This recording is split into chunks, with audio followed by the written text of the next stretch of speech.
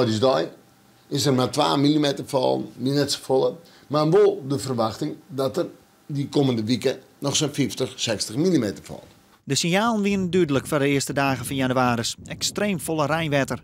Toch waard het Hoogland gemaal in Starum gewoon uitzetten op Nijsdij, omdat het streefpeil in de Friese boezem meer is bereikt wie.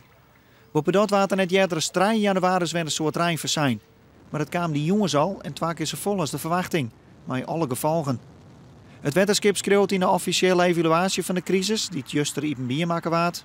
Een betere weersvoorspelling had eerder tot volledige inzet van de kunstwerken geleid en dit had uiteindelijk tot een lagere boezemwaterstand kunnen leiden.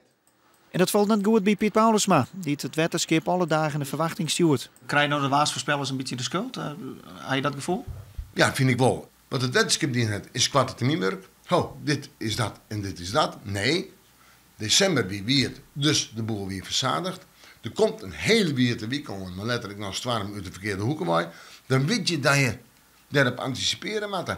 En als dan die snorde maas even wat minder wetter vallen is, dan kun je verwachten dat het misschien op de mandies even wat meer is om 8 uur. Maar je hebt nog altijd die lange termijn, maar 4 dagen, 50, 60, 70 mm.